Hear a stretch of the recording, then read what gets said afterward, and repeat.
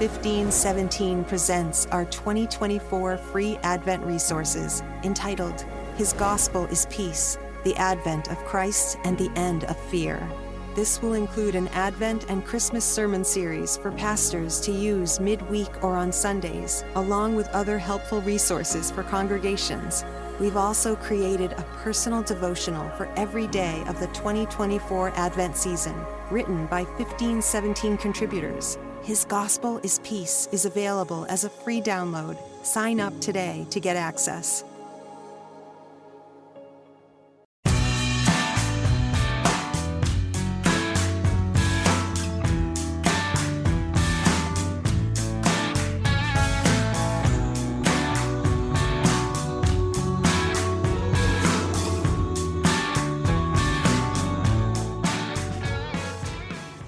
Welcome to another episode of 40 Minutes in the Old Testament. 40 Minutes in the Old Testament is a 1517 podcast network podcast. You can go to 1517.org/podcast and check out all of the podcasts that are living over there. While you're over there, make sure you check out everything else that 1517 is doing. That would include events. Now, I don't know exactly what's going to be happening by the time this releases, but as of right now, there are some tickets left for the national conference, and there are some tickets left for the regional conference in Northwest Arkansas. You should immediately go check on those and get registered for those events if available. There's a link in the show notes to that, or you can just go over to the website. There's a little events bar, and you can hit that drop down. Check that out. Chad, we are in Song of Solomon, chapter 6. The bride woke up. She could hear someone clicking on the latch. Someone was trying to get in. Yes, it was the groom, but she kind of tarried a little bit, to use an Old Testament term.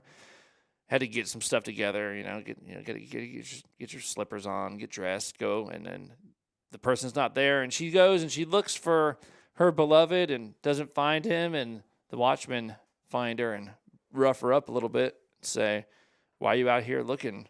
You gotta wait. You gotta wait at home." Wait for him to return. And we kind of ended with, some other people saying, hey, these are assuming the daughters of Jerusalem, or other people saying, where's your beloved gone? When I read this, there's a little bit of, in the New Testament, when you have people saying, is your Savior going to come back sometime? Where's he at? He seems to be taking a long time. And I like this response that she has, because obviously she was kind of worried about this, and she speaks definitively, he's gone to his garden and this kind of stuff, but then says, in the words that we ended with, I am my beloved's, and my beloved is mine, even though I don't have him right now. Which is kind of what the church says, right? Yeah, that's what the church, that's the church's confession. He is... He's not here in the sense of we can't see him, and yet he's ours. I am my beloved, and my beloved is mine. And then, picking up with 6:4, he is going to have a few things to say about her. I mean, she's praised him, and he has praised her in the past, but here coming up, he's going to go into another description of her.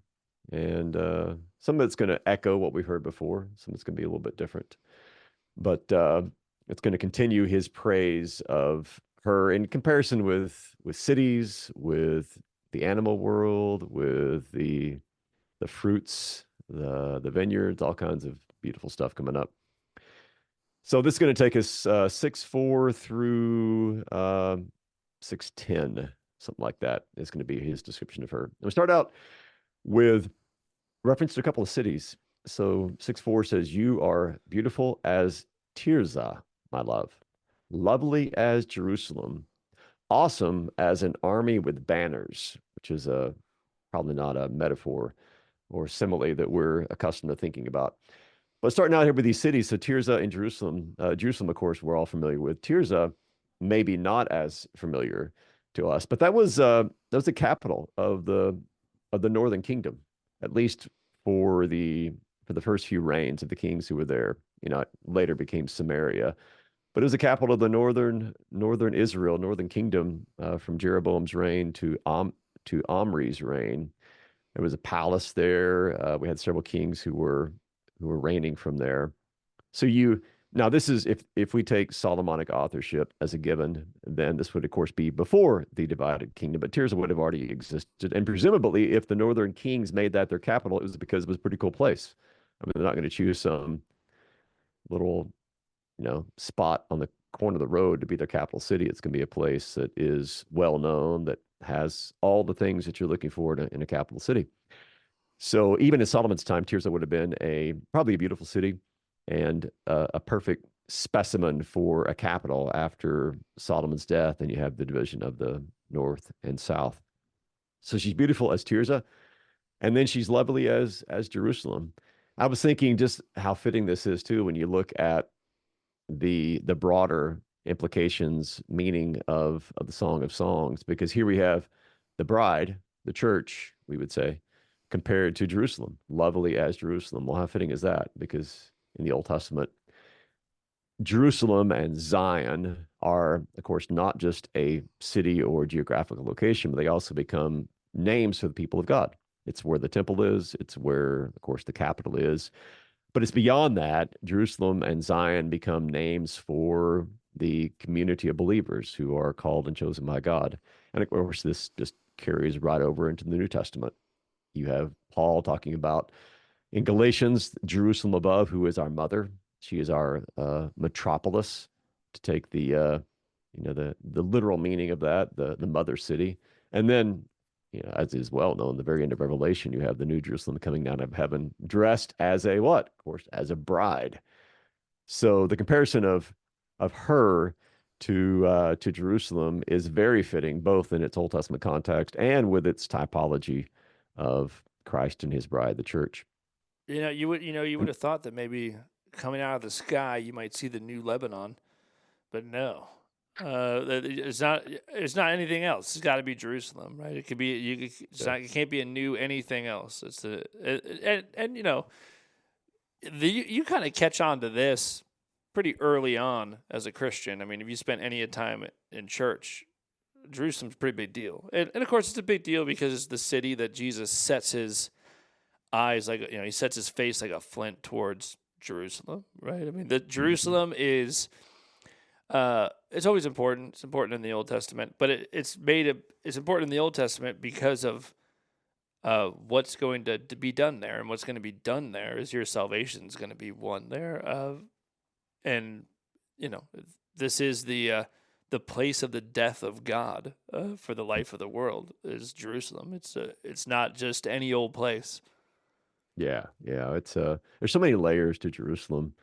I mean, yeah, literally, of course, but figuratively too. I mean, it can stand for all sorts of positive and negative images, but the overall dominant image is that of this is the place where God dwells. This is where He works salvation, and ultimately, this is a place, like you said, where He dies to win salvation for the world for sure, but in particular for His bride, Yep. who receives the benefits of that. I'm not sure what to do with awesome as an army with banners. That could be Hey, I translated. think armies with banners are awesome. I mean, you ever watch a movie and you see, there's here's the bad guys and it looks like they've won, and then all of a sudden you see all these banners come popping up over this hill, and you see an army, and you don't want them not to have banners. I mean, the banners are like the first thing you see. You see like these things cresting over the hill, and you're like, oh no, is that a lot of banners? Because I think there's a lot of guys with those those banners aren't floating up there on their own, and that's pretty awesome. Yeah, it is awesome. And I think that's probably a good translation. I mean, the word itself has connotations of fear or even terror, like terrifying as an army with banners. That's true But too. yeah, it is true Depending too, on it. especially if they're coming for you. Yeah. But even I mean, in the older meaning of awesome, we take awesome to mean like super cool, right? That's Yeah. the way we typically use awesome today. But I mean, literally, that which strikes awe in someone, and awe, at least in its older meaning, did have this connotation of kind of a holy fear. And you're awestruck is maybe the way that we would say it today. So awesome, fearful, terrifying is an army with banners. You do get the sense on occasion in the Song of Songs where he's just like, uh, his love is so great it's almost intimidating, or he's confused at times or just overwhelmed by her, because he is just enraptured with her love. And I think that's part of what's going on here. She's conquered him, we might say, with her love, like an army with banners is setting out to conquer. Yeah. Well, we've recently had, not we, Chad, but in the country we live in, had a couple of hurricanes, out on the East Coast. And we would not describe those as awesome.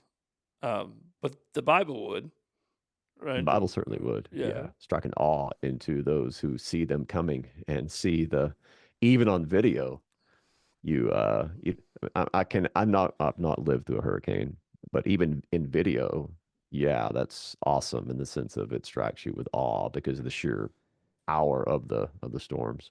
Yeah, then this idea of that I was just communicating about, how she overwhelms him at times. That's picked up in the very next verse. He basically says, "Quit looking at me. Turn your eyes away from me, for they overwhelm me." Those is when she looks at him, he's just kind of seized with this power or force in which he feels just taken over, overwhelmed by her. Just too much for him to stand being in her presence.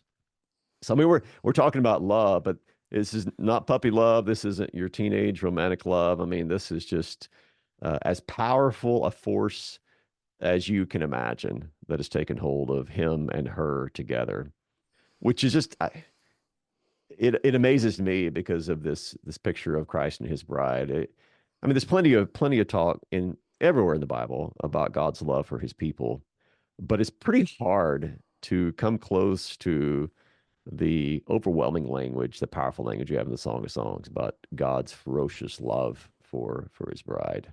I mean, this is pretty hard to top here.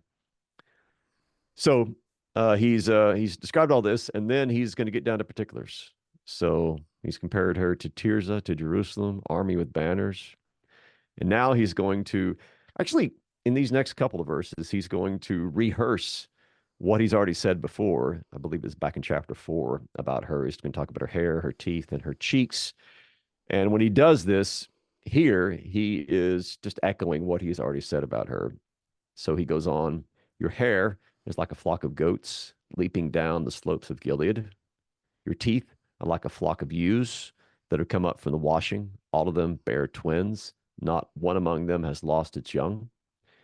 And then verse 7, your cheeks are like halves of a pomegranate behind your veil. So all of that we've heard before. The hair kind of flowing down like a flock of goats would flow down or leap down or run down these slopes. The teeth are talking about the whiteness of her teeth. They're shining white like these flock of ewes that have been washed. None of her teeth are missing. They all bear twins, got all their teeth. They're beautiful. Got a beautiful smile is what we would say in kind of a prosaic sort of way. And then her cheeks are kind of blush, we might say, red, like the halves of a pomegranate behind her veil. We talked about that in a previous episode, but he's continuing that here as he describes her physical beauty. And then having done that, he's going to introduce a little bit of new language. He says, this is verse 8. There are 60 queens and 80 concubines and virgins without number. My dove, my perfect one, is the only one of her mother, pure to her who bore her. So what's going on here is you have all kinds of comparisons with others. So you've got a comparison with queens, with concubines, with other virgins, and then even with any other children that her mother would have born. I think when it says here the only one of her mother, this is not saying that she's an only child. It's simply saying that even her own mother has placed her affections predominantly upon her in comparison to the affections she has for all of her other children. The mother couldn't help it. She's her favorite, huh? Yeah, she's just the best. her She's favorite. like, I've had some kids, but this is obviously the best one. Yeah, yes. Pretty much that's what's going on here, which works great in poetry, maybe not so great in real life Yeah, as we that's have. not advice. That's just like a statement of fact. Yes, yeah, don't take this as parental advice to show favoritism to one child over another. We see in the case of Jacob and Joseph that didn't work out so well. Yeah, don't go down that road. Another kind of cool thing here, which I just realized this morning when I was doing my prep work, that verse 8 has ascending and descending kind of comparisons. So it says there are 60 queens and 80 concubines and virgins without number.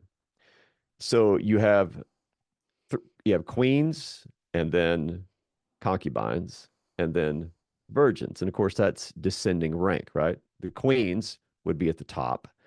And then the concubines are, of course, part of the harem of a king. And they don't have the status of a full wife, we might say, or a queen for sure, but they are certainly uh, they're certainly connected to the king.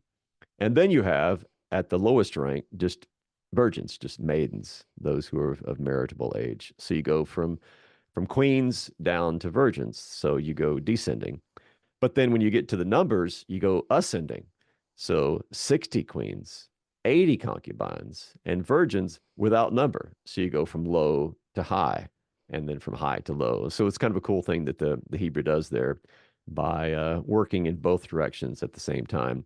And of course, uh, the interpretation of this is that yeah, you can have all these queens and all these concubines and all these virgins, and yet none of them stand a chance beside her because she is the best of all of these, no matter who she's compared to, no matter how many she might be compared to, she is the best of the best.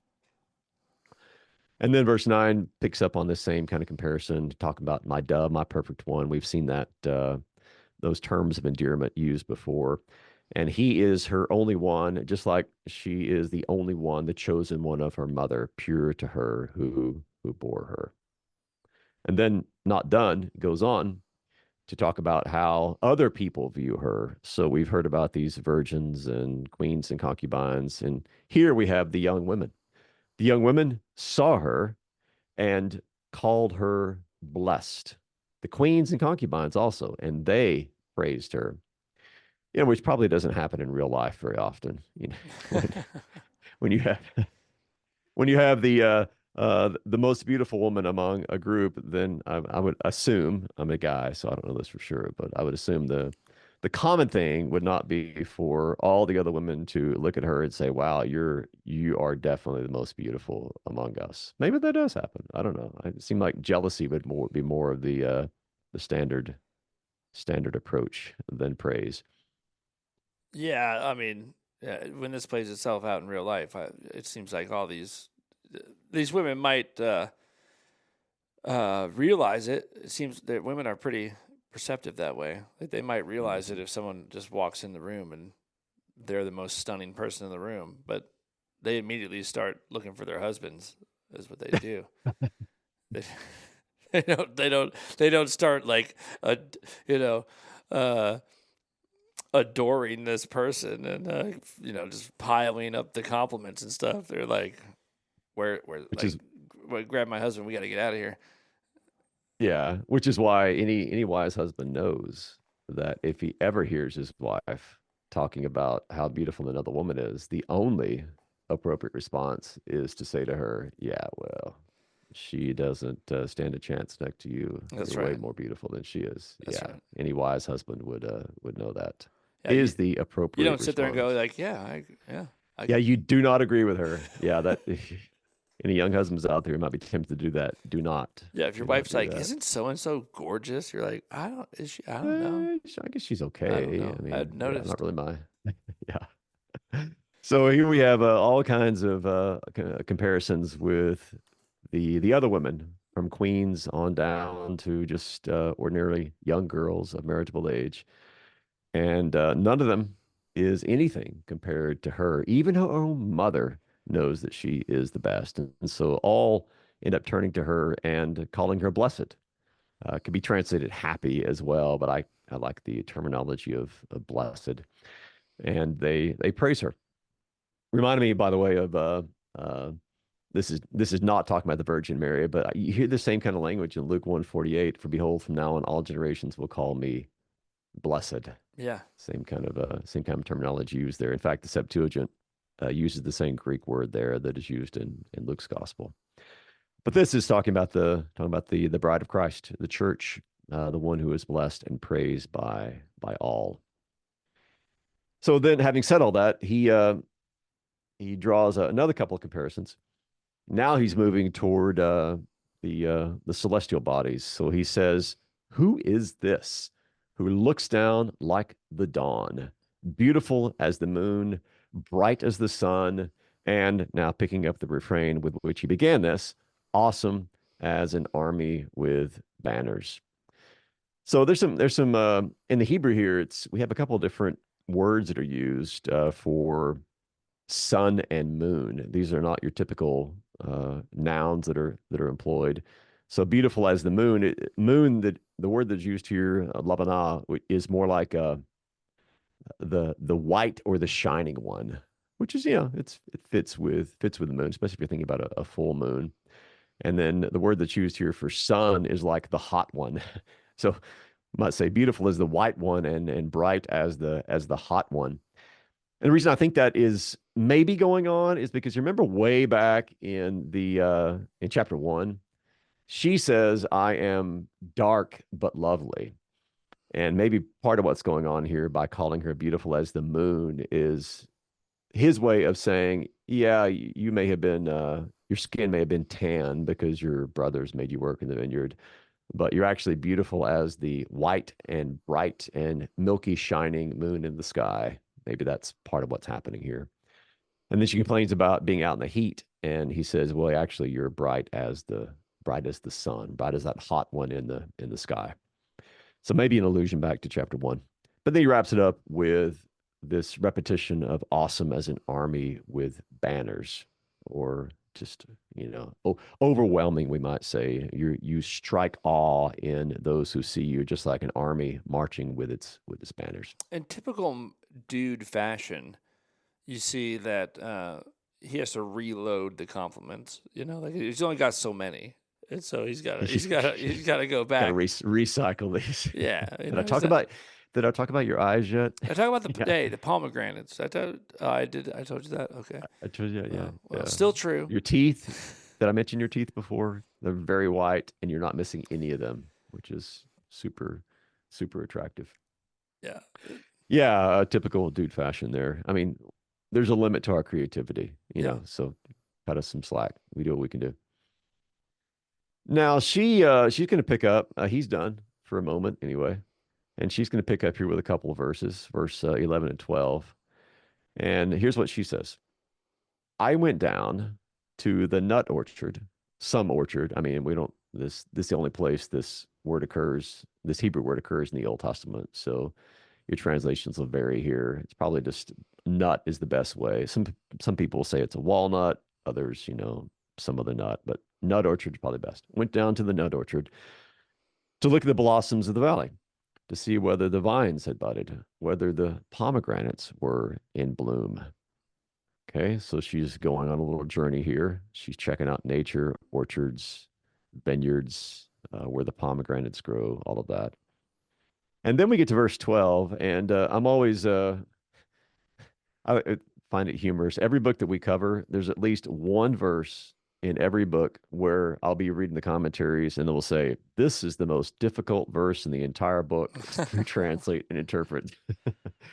And this is the one that they say is the most difficult because it's the Hebrew's uncertain, or it's just difficult to put your finger on what exactly has been communicated. But I'll just read the ESV here. It says, "Before I was aware, my desire set me among the chariots of my kinsman, a prince." So we'll stick with that and not get into all the details as to what this may or may not mean. So he praises her, and then she goes on a walk. She's going to explore the orchards and the valleys and where the pomegranates grow. And you kind of get the impression that as she's on this trip, on this journey, before she knows what's happening, then all of a sudden she is in this chariot. She's among the chariots of my kinsman, a prince. At least that's one way you can translate that. And I don't know exactly what to do with this. My best guess is what's happening is that she all of a sudden finds herself in his presence, the presence of her lover in his chariot along with him. But if you have other ideas, jump in there, Dan, because that's the best I can make out of this. No, that's exactly what I think it is. I think it's like imagine you're like, okay, I'm gonna go do something other than obsess over this person. I'm gonna go check on the nut orchard and see if there's any ripe pomegranates down there. I'm gonna go for a walk, and these all seem like pretty cool things. You're gonna go down there to go into the orchards and the vineyards, and you're gonna go examine that stuff. But as I went to do that, that's not where I ended up. Imagine there was a place you really wanted to go, or someone you really wanted to see, but you're like, I'm not doing that. I'm gonna go to this place instead. And you start walking, and sure enough, you just end up at their front door, right? It's like, well, I tried, but I failed, and I just ended up Here I am again. here. I am. Yeah. Yeah, that seems to be the best way to take this. Anyone who's interested can read the dozen commentaries which try and dissect all the details of that. But I mean, there just are verses, especially in the Old Testament. We have a lot more Greek evidence to check out what words might mean than we do Hebrew. And there just are times where we have to say, this is the best that we could probably do with this verse. So that's where she's at. That's verse 11, 12. So just to wrap up the chapter here, and this seems to me to be one of these bad, ill-chosen chapter divisions, but we'll just kind of finish it off and pick it up in chapter 7. But in verse 13, at least the first half of verse 13, we have these others. Maybe it's the daughters of Jerusalem, maybe it's a choir. We're really not told who says this, but here's what they say. Return, return, O Shulamite. Return, return. So there's a real desire here, this repetition four different times in intensity here. Return, return, return, return, O Shulamite, that we may look upon you. I mean, she's so unbelievably gorgeous. I mean, she outranks Miss Universe here. I mean, she is the best of the best, most beautiful woman ever. So come back, O Shulamite, and I'll talk about the Shulamite in just a second. And then the second half of verse 13, which really belongs to the first few verses of chapter 7, begins this way, and this is him talking about her, really talking up not to her yet, but talking about her. And he starts out by saying, why should you look upon the Shulamite as upon a dance between two armies, or that could also be translated between two camps? Okay, so this is the first time that we've had any mention of a title or a name or maybe a nickname or a pet name in the Song of Songs, and it's mentioned twice here. The O Shulamite. This is a difficult one to figure out exactly what it means. So I mean, just give me a rundown the various options that the people put out there for who this is. Could be a proper name, probably not though. This is not like Sarah or Rebecca or whatever it might mean. Just the Hebrew doesn't lend itself toward it being a proper name, so probably not that. One attractive option is that in the Hebrew, this might be like a feminine form of Solomon's name. So you have Solomon, and then you have the Shulamite being the Solomoness is the way it sometimes is rendered. So it's possible. I kind of like that, especially when you think about Christ and Christian. You have Solomon, you have the Solomoness. So maybe that's what's going on here. Another option is that it can actually be translated into something like complete one or perfect one. That's one other option that's put out there. And then one that's pretty common, although I don't know that it really stands up to scrutiny, is that this is a description of where she's from. So the only town that somewhat matches the Hebrew would be a place called Shunem, which is up near Mount Tabor, and it's known for one reason, really only one reason in particular, and this is where old David's beautiful young virgin bed warmer, uh, Abishag, that's where her hometown was. This actually led some commentators. I think this is what Mitchell does in his massive Song of Songs commentary. He actually thinks that the woman being talked about here throughout this is Abishag, Ah, that she later becomes so Solomon's after the death of obsession. David, yeah, that she becomes Solomon's obsession. And if you remember going back to the opening chapters of First Kings, uh, I mean, if that were the case, and it's just theory, of course, but if that were the case, it would explain why when Solomon's brother tried to get Bathsheba to convince Solomon to give Abishag to him as a wife, why Solomon acted so angrily to this suggestion and actually had his brother executed as a result of that. It's like you dare approach my mom to try and get this woman that I am totally infatuated with to be your wife. I mean, it would fit with historical narrative, but it's a stretch. Like anyway, but that's one explanation for her name. So, however you want to take it, probably best just to do what most translations do, and that is to transliterate it, not really explain it or anything like that. This is just what she's called. She's called the Shulamite twice, in fact. So come back that we may look upon you, and then he says, oh, "Why do you want to look upon her as a dance between two armies?" The two armies here is uh, I'm guessing this is probably the name of an ancient dance that has been lost to us. I don't think this should be taken literally like there's some sort of military dance that's going on here. This is probably some sort of name to an ancient dance that had just been lost to us. I mean, the the Hebrew makes sense. I mean, the Hebrew we know from back in Genesis 32 when Jacob sees the angels, he names a place Mahanaim, which means two camps. So we know the name, but what it means here is a bit ambiguous. It's probably like a lot of those, a lot of beginnings of the Psalms will say like a Psalm of David, according to blank, and it'll give you some ancient tune name that we really don't know what it means. I'm guessing this would be like, the ancient equivalent of the waltz or the foxtrot or the whatever dance that you might want to name. So that's the way he starts out. Now, well, that's the way he ends chapter 6, and the way he starts out what he's going to continue in chapter 7. The thing that's interesting about this is so like everybody, all these others, and maybe this is Daughters of Jerusalem or whatever, they have. It seems that they have conceded that like she's it. So they're like, "Hey, come on back! Like we want to gawk at you a little bit, apparently. So come back. We're gonna look at you." And he's like, "Hey, you don't need to be looking at her. That's there's almost like a little jealousy like popping up Yeah, there, right? Like, hey, that's not for you to look at. That's for me to look yeah. at. Like, and then, but it's. I think what's funny, and you'd miss it if you were just like reading one chapter one day and then you pick up the next chapter. Is that at the end of 6, he's like, why would you want to look at her? And then in chapter 7, he starts, and you're like, well, I'm pretty sure that's why, dude. Like, I and yeah. You're gonna give us like this whole body look at her.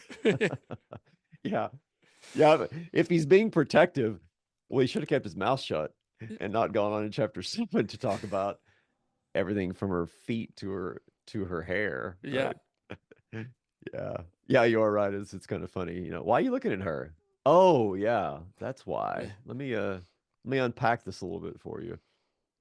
So in one of the earlier chapters, he skipped some body parts. Like he began with her hair and he worked his way down to her breast, like two fawns, twin fawns. This time he's going to go the other direction, but he's going to add more.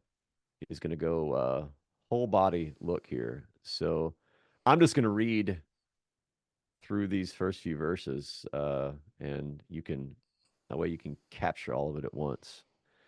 So he says, this is chapter 7, verse 1. How beautiful are your feet in sandals, O noble daughter. Your rounded thighs are like jewels, the work of a master hand. Your navel is a rounded bowl that never lacks mixed wine. Your belly is a heap of wheat encircled with lilies. Your two breasts are like two fawns, twins of a gazelle. Your neck is like an ivory tower. Your eyes are pools in Heshbon by the gate of Bath Rabim. Your nose is like a tower of Lebanon, which looks toward Damascus. Your head crowns you like Carmel, and your flowing locks are like purple. A king is held captive in the tresses. You know, pause there for a second. He's going to go on to talk more about her breast in just a minute. So it starts with her feet, and then he works his way upward. We have feet, thighs, navel, belly, breast, neck, eyes, nose, head, and then the locks of her hair. He's gonna take it all in. And without being too explicit here, some of these terms in Hebrew are not quite as anatomically specific as they would be in English. Let's kind of put it that way. So, for instance, when he talks about the belly, well, that's more of kind of the region between from the rib cage down to the thighs. That's that general part of her body. Uh, and the some of the other parts like the thighs that could also refer to the areas around the hips. So our our terminology for human anatomy is much more specific than a lot of the bibles. Sometimes the bible use terms that are much more general. I don't But know if anyway, it starts with I a don't know if your belly is a heap of wheat is like a compliment that translates.